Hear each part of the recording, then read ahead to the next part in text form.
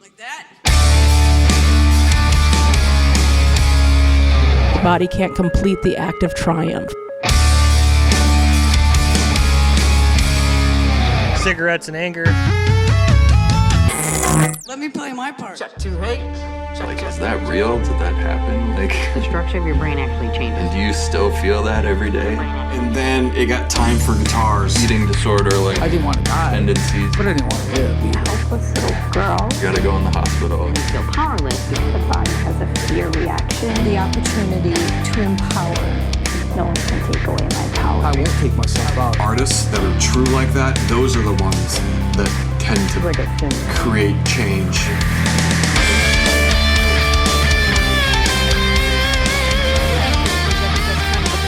Let the conversation weave around and go different places. So you mentioned history, and one of the things I'm hoping for the future of the foundation is that we get a really lively and fascinating and profound podcast going based on the seeds we're planting this afternoon.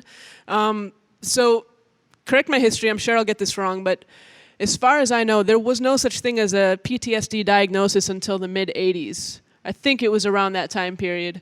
And before then, I don't know what anyone was calling it. Shell shock, I know in World War I, they would call people cowards and like literally they could just be shot.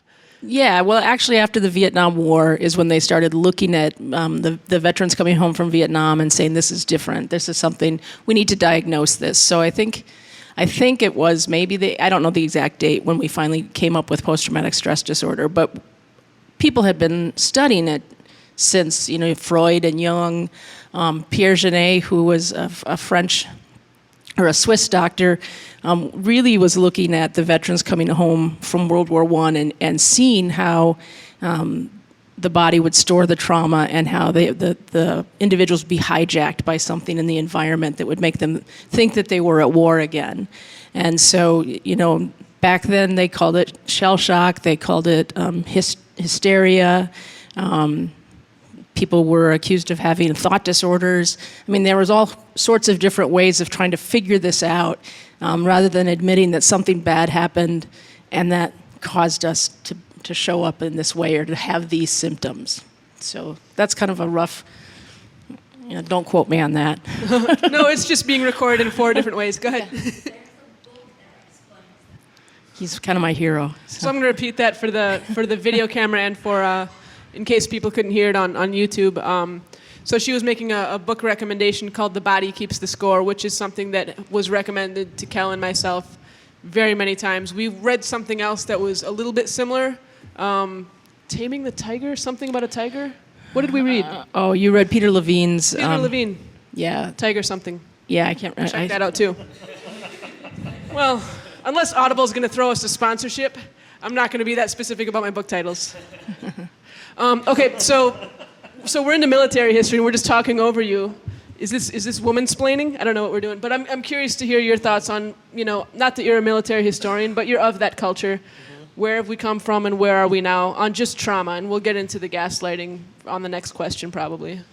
Yeah, I mean, as a barely millennial, I hate to admit it, but I'm only 35, so I'm right on the cusp there. So we'll just take that generation here. So my experience is obviously with the current generation and with the Iraq War and war in Afghanistan, naturally, because I took part of it, but that's when I was alive. And it was noticeable, especially when we got back, just, it was almost a dirty thing. He came back and his mind wasn't able to handle what the heck was going on. But it started, I think, at least taking notice. I think they started actually doing something about it. Through the VA, a lot of other programs where there was compensation offered to soldiers where they could actually take action, medicinally, therapeutically to, it's never going to go away, but to cope. Right. Yep. So I know nothing about the VA. Do they say, okay, well, here's the program that's available for veterans with PTSD, and you go here and stand in line there, and we'll get to you? Or do they say, okay, here's like a voucher type of thing, and you can go feel out whatever's available and get what's comfortable for you? Like, could you go out and get ecotherapy like Veteran Valor Farm is trying to provide, or is it less free? I would say it's less flexible than that for sure. Yeah. Interesting. Okay, so we talked a little bit about the history, a little bit We about got a question back there in the audience. Yes. Just on that VA Well, I'm going to try to sum that up a little bit for the people online. Obviously, I can't remember it word for word, but kind of talking about the restrictions around the VA and what it's like to pursue recovery and try to get care as a soldier, as a veteran, rather. So basically, you're kind of subject to whatever your doctor thinks is best, and it's their way or the highway is kind of what I heard. Yeah. Well, that's an interesting point, too, on the drugs, because I know a lot of people dealing with trauma have psychosomatic pain. I know Kel had neck pain and back pain her whole life, and but I don't think I understood even then, with her right next to me, how much the mind and the body are intertwined. So I imagine for a soldier, someone who's done something so physical and so mentally taxing, and you're doing it in a foreign culture. I mean, I don't even like to go to Wisconsin. Because the Packers are there. Well, you get used to the smell. The point is, like, for a soldier, I can't imagine what the psychosomatic pain must be like, and to have to deal with all that, what the VA puts you through, or this or that doctor says, well, that's not real. I don't care that it worked for your friend who has the same problem. I'm not going to allow that. And they put a check marking or an X across the box, and they just don't let you try. That seems weird to me. I guess I wish there was a little more flexibility, but maybe that's not what the military is known for. Well, and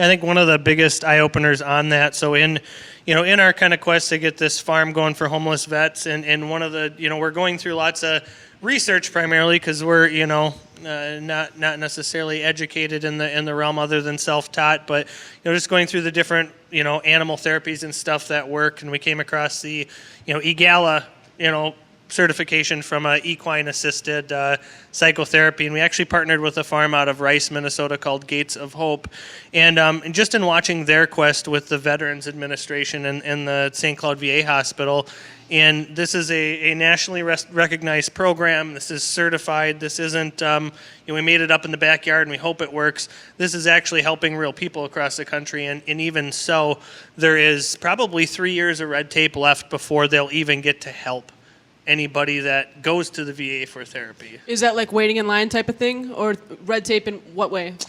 Just red tape and being able to have that program being one that they're willing to put their neck out there and actually recommend. So to your point of what constitutes trauma or PTSD, every mind is different. So every mind is going to require a little bit different mixture of help. Yeah. And so, the equine program might be great for 3% of the population. It may not work for anybody else. Right. But if you care about a single one of those people, that's your whole world, Like if they're, like, for me, I'm always trying to think, okay, where are we going to go with the foundation? Is it going to get huge? Are we going to sell a jillion records? Are we going to do this? Are we going to do that? How do I even fill one room with people who care about this? But the fact is, if we touch one person, that's an infinite gift, because every one life has infinite possibilities. So I try to make a positive thing out of the, geez, what if that only works for one person? What if I'm gone in 20 years and 10,000 people ever heard the album and 100 of them, it changed their life? Well, to me, then that has to be worth it, So let's get back to the definitions here. Gaslighting. I'm going to throw out my definition for that, which I didn't come up with. I read a bunch and I liked the one that I liked. But I don't know if it's right or wrong. And it's probably different in different situations. It can be a one-on-one predator-survivor situation, or it can be a massive organization like the U.S. military that has a very strong stake in controlling information, And so I'm going to just throw out what I heard, which was gaslighting is the systematic attempt of one person to erode another's sense of reality. I liked that. I found it a little bit poetic, and it looks good on an Instagram post. But I'm curious, where is it in the DSM? Where is it in the rest of the mental health community? And then I'll throw it to you as well. Mental manipulation in the military, whether it's within the ranks or all different ways. So just kind of curious, you guys, as far as the definition, so we can set up terms and then get into this. Well, I think that's a pretty good definition. It actually it came up from, it's based on a really, really old movie that I don't even think was a talkie. I think it was like, a silent movie where the guy is trying to make his wife believe she's mentally ill by changing the gas light, because the street lights were gas, and so changing them at different times, right? So that and then making her think that she had done something she hadn't done, and just convincing her that she was sick, she was crazy, and I don't remember why. I think he wanted her money or something, probably, right? And so we use that term when someone tries to convince you that what you're doing is, or what you're thinking or what you're saying isn't real or isn't accurate. We see it a lot. You know, Tubman works with not only mental health and chemical health, but we also are a domestic violence program. And so we see that a lot with survivors of domestic violence, where the abuser or the perpetrator will try to convince the person that that didn't happen, or that it wasn't that bad, or, you know, that idea of even something as, and it's not benign, but as benign as, I do this because I love you, or you make me do this, starts to erode the sense of the survivor's reality. Like, oh, maybe it is my fault that they came home and punched me in the face, or maybe it is my fault that this happened, you know, and so we see that. We also see it with people, it's not really gaslighting, but people who are victims of trauma may tend to minimize it or wish that it hadn't happened, or set it so far back in their mind that they can convince themselves that, no, that really wasn't that bad, or that didn't happen, right? It could have been bad, but not for me. Okay. I'll have you repeat the question and then get into it. Okay, so what you asked me was, is it possible that if somebody has a traumatic event that they forget, that later on they can remember it? Is that the accurate? Absolutely, because a lot of times what happens when something people talk about, like if you have a car accident, you don't feel any pain, it's because the brain takes care of you. So when something bad is happening, quite often we don't remember it because we're taken away from it. The mind says, too much, too big, we'll take you away. And then later, something will happen, right? So we had a client when I worked at the hospital who had like this, you know, everything going for her, great life, kids, kindergarten teacher. She was washing out paintbrushes, and all of a sudden, the red paint, all of these memories came back. Right, and ended up, I was working at the state hospital at the time, so ended up at the state hospital. So very much the mind stores it and something will open that box. Quite often when we have lots of trauma, like years and years of trauma, then we have lots of boxes, and so they pop open a lot easier. So we're triggered or hijacked by those memories a lot quicker. So, absolutely, yeah. So do you want me to repeat that? Yeah, you can summarize. So essentially what she was saying is that the kids maybe whose parents divorce also may think it's their fault, right? Maybe it's my fault that mom and dad don't love each other anymore, and yeah, that's very common, right? That's a big question. So he asked what would be the techniques that we would use or skills we would use for someone who is experiencing PTSD symptoms and their boxes keep popping open. Well, one of the things we often work with and when we stress with our clients is that when I get activated and my box pops open and I think I'm scared or you're a threat, I'm responding to something that happened and not what is happening. So if you stood up and all of a sudden I got activated or triggered and thought you were a threat, I would be responding to something from my past. And so we teach mindfulness is one of the most important tools to help people be present and know that, okay, there's that tall man who looks scary, but it's actually not the threat. It's not the person who hurt me. So mindfulness so that we can be present. We use, my model, I use sensory motor. We teach resourcing skills so that we can have people can learn to contain the symptoms. So like if I get activated and have a flashback, I can ground, I can push against the wall, I can get a thing of ice, or there's all kinds of different ways that I can bring my activation down and bring me back present. And then the processing piece, really quite often what happens with trauma is that there is a desire, the body wants to defend against what's happening, but for whatever reason couldn't. And so Janae called it that the body can't complete the act of triumph. And so sensory motor therapy, we work with the client to let their body complete the act of triumph and then bring in mindfulness so that they're having a different experience of the traumatic experience. So that's just one little sliver of it. Yeah.